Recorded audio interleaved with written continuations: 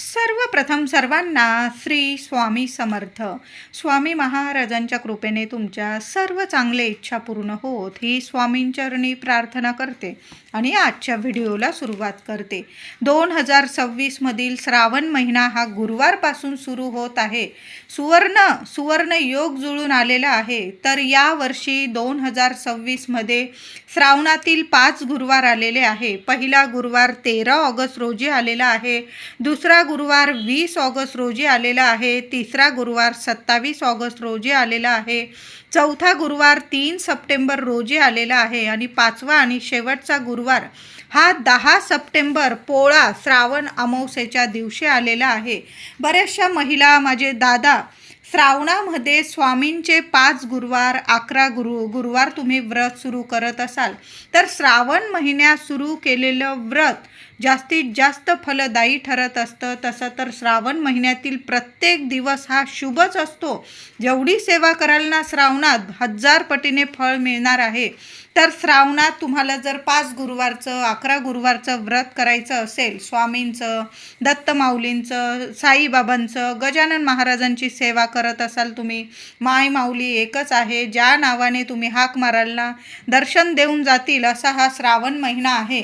तर 13 ऑगस्टपासून आपल्याला व्रताला, उपवासाला सुरुवात करायची आहे. तुम्हाला नाही 13 ऑगस्टला जमलं, तुम्ही 20 ऑगस्टला सुरू करू शकता. पण श्रावणात सुरू केलेलं व्रत जास्तीत जास्त फलदायी ठरत असतं.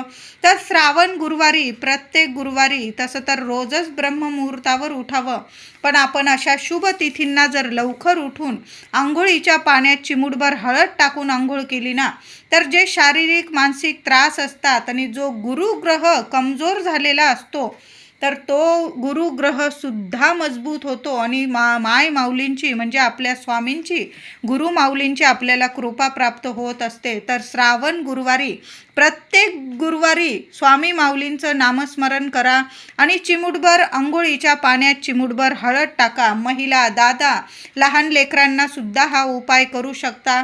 कुंडलीतील गुरुग्रह मजबूत होईल आणि स्वामी माऊलींची, दत्त माऊलींची आपल्याला कृपा प्राप्त होणार आहे. ज्या काही अडीअडचणी असतील तुम्हाला त्या सुद्धा निवारण होतील, मार्ग मिळतील. आंघोळीनंतर उंबरठ्यावर महिलांनो प्रत्येक गुरुवारी उपाय जरूर करा. हळदीचे जेवढे उपाय कराल ना श्रावण गुरुवारी तेवढं सोन्यासारखं फळ तुम्हाला मिळणार आहे. मुलांच्या अडीअडचणी दूर होतील आणि मुलांच्या आयुष्याचं सुद्धा सोनं होईल असे हे गुरुवारचं व्रत आहे. तर आपल्याला उंबरठ्यावर सुद्धा महिलांनो हळदीचं लेपन करा. थोडंसं गोमूत्र घ्या, थोडीशी हळद टाका आणि छान उंबरठ्यावर हळदीचं लेपन करून माता लक्ष्मीच्या पावलांची हळदी, कुंकू, फुलं, अक्षता वाहून जरूर पूजा करा. दोन्ही वेळेला जमलं तर उंबरठ्याजवळ जरूर दिवे लावा. तेलाचे लावा, तुपाचे लावा, नियम नाही, पण माता लक्ष्मीच्या स्वागतासाठी गुरुवार, शुक्रवार श्रावणातील खूप महत्त्वाचा असतो. तर मुख्य उंबरठ्याजवळ जरूर दिवा लावा. सकाळी नाही जमलं संध्याकाळी तर जरूर लावा, पण उंबरठ्याची हळद लावून पूजा अवश्य करा. त्याचबरोबर हळदीचं एक पाणी शिंपडायचं आहे. दर गुरुवारी हा उपाय करा महिलांनो. काय करायचं आहे, घरात हळदीचं एक पाणी कसं शिंपडायचं तर तुम्ही सकाळी सुद्धा हा उपाय करू शकता. थोडंसं पाणी घ्या, त्यात एक कापराचा तुकडा बारीक करून टाका, चिमूटभर हळद टाका, गोमूत्र टाका, गुलाबजल टाका.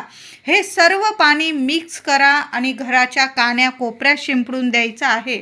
आता नाही जमलं तर मग काय करायचं, जो तांब्या तुम्ही देवघरात पाणी भरून ठेवत असाल, प्रत्येकाच्या देवघरात छोटासा देवांसमोर एक पाण्याचा लोटा भरून ठेवतच असतो आपण. तांब्याचा तांब्या किंवा चांदीचा असेल, स्टीलचा असेल, जो असेल तो भरून घ्यायचा आहे, देवांसमोर ठेवा. चिमूटभर हळद घ्यायची आहे आणि तुमच्या मनातील इच्छा बोला. देवांना नमस्कार करा. स्वामींचा 21 वेळा मंत्र जपा आणि चिमूटभर हळद त्या पाण्यात टाकून द्यायची आहे. दिवसभर तो तांब्या तिथंच राहू द्या, झाकून ठेवा वाटलेस, आणि ते पाणी तुम्हाला संध्याकाळी उचलून घ्यायचं आहे आणि एखादं फूल असेल, तुळशीचं पान असेल, संपूर्ण घरात ते श्री स्वामी समर्थ, श्री स्वामी समर्थ मंत्र जपा आणि सगळ्या घरात ते पाणी शिंपडून द्यायचं आहे. आता समजा ते पाणी तुम्हाला संध्याकाळी उचलणं नाही झालं, अचानक तुम्हाला कुठं जावं लागलं, काही कामानिमित्त तुम्हाला नाही जमलं ते संध्याकाळी गुरुवारी पाणी शिंपडणं, तर मग काय करायचं? दुसऱ्या दिवशी शुक्रवारी सकाळी अंघोळीनंतर ते पाणी उचलून घ्यायचं आणि संपूर्ण घरात शिंपडून द्यायचं आहे. पवित्र पाणी आहे ते. घरातला नकारात्मकता असेल, घरातली जो वास्तुदोष असेल, पितृदोष असेल, कुणी येऊन गेलं की घराला, आपल्या लेकरांना, प्रगतीला, पैशा अडक्याला नजर लावून जात असेल, तर हे पवित्र पाणी दर गुरुवारी, एका गुरुवारमध्येच तुम्हाला खूप छान अनुभव येईल. तर महिलांनो, तांब्या भरून पाणी ठेवा देवघरात. दर गुरुवारी हा उपाय करा. करून तर बघा, एका गुरुवारमध्येच तुम्हाला वाटेल की तुमच्या बऱ्याचशा अडीअडचणीतून तुम्हाला मार्ग मोकळे झालेले आहे आणि घरात शुभ मंगल गोष्टी घडून येतील. हळदीचा हा उपाय जरूर करा. लग्न कार्यात मुलं मुली मोठे झालेले आहे, लग्न कार्यात खूप अडीअडचणी येत आहे, काही ना काही कारणास्तव कुंडलीत किंवा स्थळं वगैरे बघत आहात, काही ना काही खूप अडीअडचणी येत आहे, किंवा लग्न होऊन बरेच वर्ष झालेले आहे, संतान प्राप्ती होत नाही, किंवा मुलं आहे पण मोठी झालेली आहे, शिक्षण, नोकरी, बऱ्याचशा अडीअडचणी. प्रत्येकाला जगात काही ना काही अडीअडचण असते आणि त्यातून मार्ग आपले स्वामी जरूर काढून देतात. आणि अशा शुभ तिथींना जेव्हा आपण आपल्या घरात, देवघरात काही उपाय करतो ना, तर ते उपाय जरूर फलदायी ठरतात. पण श्रद्धेने करा, मनापासून करा, फळ जरूर मिळेल. तर तांब्या भरून, छोटासा पेला असेल, तांब्या असेल, पाणी भरून ठेवा आणि चिमूटभर हळद टाका आणि ते पाणी संध्याकाळी संपूर्ण घरात शिंपडून द्या. संध्याकाळी नाही जमलं तुम्हाला, दुसऱ्या दिवशी शुक्रवारी जरी केलं तरीही चालेल.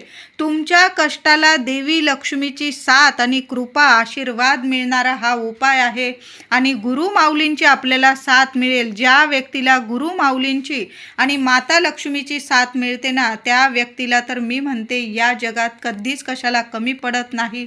सर्व ऐश्वर्य माता लक्ष्मी त्या व्यक्तीच्या पायाशी आणून ठेवते. प्रत्येक गोष्ट तुमची, प्रत्येक इच्छा माता लक्ष्मी पूर्ण करेल असा हा उपाय आहे. हळदीचे जेवढे उपाय कराल ना तेवढे कमीच आहे. त्याचबरोबर तुळशीला सुद्धा गुरुवारी, प्रत्येक गुरुवारी उपाय करा. नाही जमलं पहिल्या गुरुवारी, श्रावणाच्या पहिल्या गुरुवारी तरी जरूर उपाय करा.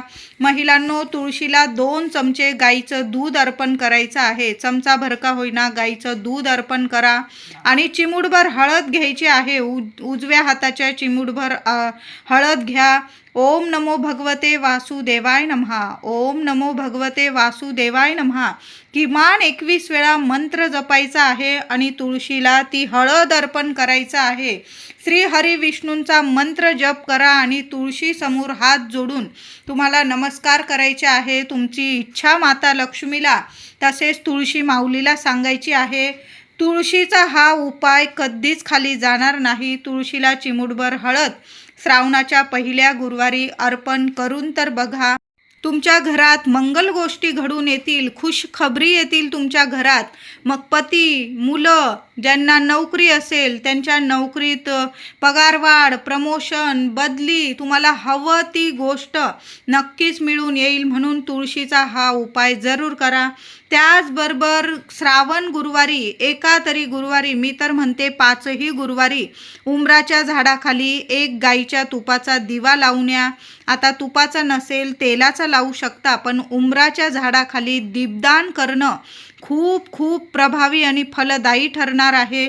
म्हणून श्रावणाच्या प्रत्येक गुरुवारी उंबराचं झाड बघा, शोधा, मिळून जाईल. उंबराच्या झाडाखाली एक दिवा लावायचा आहे आणि त्याबरोबर एक गुळाचा खडा उंबराच्या झाडाखाली घेऊन जा. बरोबर तिथं एक दिवा लावल्यानंतर एक गुळाचा खडा एखाद्या कागदावर किंवा एखादं पान पडलेलं असेल पुसून घ्या आणि त्यावर एक गुळाचा खडा आवर्जून ठेवण्या. जसा जसा तो गुळाचा खडा किडे मुंगळे खातात ना, तसं तसं अडचणीतून मार्ग मिळतात आणि पितृदोषाच्या ज्या अडीअडचणी असतात ना त्या तर नक्कीच दूर होतात. प्रत्येकाला कुटुंबात प्रत्येकाला थोडा का होईना पितृदोष असतो, पण अशा शुभ तिथींना जेव्हा आपण सेवा करतो ना, तर बरेचसे पितृदोष जरूर दूर होतात आणि पितृदेवता प्रसन्न होतात. आणि पितृदेव एकदा का प्रसन्न झाले, मग बऱ्याचशा अडीअडचणी जरूर घरातल्या दूर होतात. मुलांना प्रगती मिळते, लग्न कार्य घडून येतात, संतान प्राप्ती होते, घरात मंगल गोष्टी घडून येतात. प्रत्येक कामात यश प्रगती घेऊनच मनुष्य घरी येतो. म्हणून पितृदेवांना प्रसन्न करायचं असेल आणि आपल्या स्वामींची गुरुमाऊलींची साथ हवी असेल तर उंबराच्या झाडाची ही सेवा आवर्जून करा. श्रावणाच्या प्रत्येक गुरुवारी उंबराच्या झाडाखाली एक दिवा लावा आणि एक गुळाचा खडा आवर्जून ठेवून या. श्रावण महिन्यात तुमच्या घराजवळ जर उंबराचं झाड असेल, तिथं आसन टाकून बसता येत असेल तुम्हाला, तर श्रावण महिन्यात उंबराच्या झाडाखाली बसून एक का होईना स्वामी चरित्र सारामृताचं पारायण जरूर करून बघा. नाही जमलं तर मग तुम्ही गुरुचरित्रातील 14वा अध्याय एक वेळा का होईना, एक गुरुवार का होईना, तुम्ही उंबराच्या झाडाखाली बसून स्वामी चरित्र सारामृताचं एक पारायण करून बघा किंवा गुरुचरित्रातील 14वा अध्याय जरूर पठन करून बघा. किती सोन्यासारखे अनुभव येतील तुम्हाला. तुम्हीच मला सांगाल, ताई इतक्या अडीअडचणीतून आम्हाला मार्ग मिळाले, कठीण अडीअडचणी ज्या कुणाला सांगता पण येत नव्हत्या, अशा अडीअडचणीतून सुद्धा तुम्हाला मार्ग मिळेल. पैशांच्या अडीअडचणी तर संपून जातील, घरात बरकत येईल, इतका पैसा टिकून राहील. म्हणजे व्यर्थ पैसा खर्च होत असेल तुमच्या घरात, काही ना काही प्रॉब्लेम येत असतील, आरोग्य नीट राहत नसेल कुणाचं, घरात विनाकारण पैसा येतोय पण विनाकारण खर्च होत असेल, तर मग श्रावण गुरुवारी एखादं उंबराचं झाड शोधा. बघा, बसायला जागा असेल तर तिथं स्वामी चरित्राचं तुम्ही पारायण करू शकता किंवा गुरुचरित्रातील 14वा अध्याय पठन करू शकता. आता हे नाही जमलं तुम्हाला, स्वामी केंद्रात तुम्ही पारायण करू शकता. स्वामी केंद्रात बसून तुम्ही गुरुचरित्रातील 14वा अध्याय पठन करू शकता, 18वा अध्याय पठन करू शकता, 9वा अध्याय पठन करू शकता. आता हे पण नाही जमलं, घरात तर आपण सेवा करू शकतो, पण सेवा चुकवू नका. सर्वांनी सेवा जरूर करा. श्रावणातील एका का होईना गुरुवारी गाईला हळद टाकून ताजी चपाती जरूर खाऊ घाला. दर गुरुवारी करता आला हा उपाय, ही सेवा, तर आवर्जून गाईची सेवा करा. चिमूटभर हळद आपण जी कणिक मळू त्यात टाका आणि ताजी चपाती बनवा. त्याला तूप लावा, थोडा गुळाचा खडा ठेवा आणि तूप गुळ लावलेली ताजी चपाती, हळद टाकून बनवलेली ताजी चपाती गाईला जरूर खाऊ घाला. ज्यांच्या लग्न कार्यात अडीअडचणी येतात त्या मुलींनी तर गाईची ही सेवा आवर्जून करा. स्वतःच्या हाताने हा नैवेद्य गाईला खाऊ घाला. बघा, श्रावणात आपण सर्वच जण सेवा करतो, तर श्रावणातील गुरुवारी स्वामी चरित्राचे पारायण नक्कीच सुरू करा.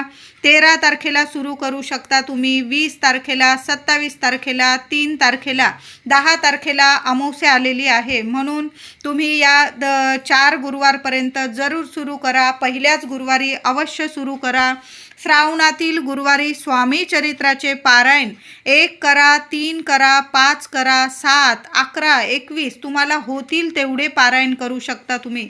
त्याचबरोबर तारक मंत्राची सेवा, पेलाभर पाणी घ्या. सकाळी संध्याकाळी तुम्ही नियम नाही केव्हाही सेवा करू शकता. पेलाभर पाणी घ्या, आसन घेऊन बसा, दिवा अगरबत्ती लावून घ्या, पेल्यावर उजवा हात ठेवा. अखंड 11 वेळा 21 वेळा तारक मंत्र पठन करा आणि ते तीर्थ आपल्या घरातील मुलांना, प्रत्येक व्यक्तीला जरूर प्यायला द्या. घरात खूप नकारात्मकता वाटत असेल तर तुम्ही थोडंसं तारक मंत्राचं तीर्थ, स्वामींचा मंत्र जपा आणि थोडंसं शिंपडून दिलं तरीही चालेल. 11 माळी जप प्रत्येक गुरुवारी, तसं तर आपण रोजच नित्य सेवा करतो, पण गुरुवारी अवश्य विशेष सेवा जरूर करा. 11 माळी जप सकाळी करा, संध्याकाळी करा, पण 11 माळी जप जरूर करा. या सेवेआधी संकल्प जरूर करून घ्या. तुम्ही संकल्प न करता सुद्धा सेवा करू शकतात, पण तुम्हाला संकल्प करायचा असेल तर मंदिरात करू शकता किंवा घरातल्या घरात जरी तुम्ही हातात थोडंसं पळीभर पाणी घ्या, अक्षता टाका, फूल टाका आणि तुमच्या मनातील इच्छा बोला, तुमचं नाव गोत्र बोला आणि स्वामी मी ही सेवा करत आहे कबूल करून घ्या असं बोलून तुम्हाला ते ताम्हणात पाणी सोडायचं आहे आणि संकल्प करून नक्कीच सेवेला लागा. सकाळी पहाटे उठून जर आपण सेवा केली ना, इतकं शांत प्रसन्न वातावरण असतं. पण आता नाही जमलं तुम्हाला सकाळी, तर तुम्ही दिवसभरात केव्हाही सेवा करू शकता. फक्त दुपारी 12 ते 12:30 या भर दुपारी सेवा करू नका. बाकी संपूर्ण दिवसभरात तुम्ही सेवा करू शकता. माझ्या महिला असतील, दादा असतील, ऑफिसवरून आल्यावर अगदी 9-10 वाजले तरीही तुम्ही सेवा करू शकता. आता श्रावणात 5 गुरुवार आलेले आहे. बऱ्याचशा महिला, दादा 5 गुरुवार करतात स्वामींचे, 11 गुरुवार करतात. तर उपवास करत असाल तुम्ही, ज्याला उपवास जमतो त्यांनी उपवास जरूर करा. आता नाही तुम्हाला उपवास जमला तर मग काय तुम्ही स्वामींचे गुरुवार करू शकत नाही का? तर असं नाही. तुम्हाला उपवास झेपत असेल तर जरूर करा. गोळ्या औषधं चालू आहे, आधी उपवास करत होता तुम्ही, आता उपवास नाही जमत तर सेवा तर आपण करू शकतो. सेवेला खूप महत्त्व आहे. प्रत्येक गुरुवारी उपवास जमला तर जरूर करा, नाही जमला तर फक्त सेवा जरी केली तरीही चालेल. सेवा खूप महत्त्वाची आहे.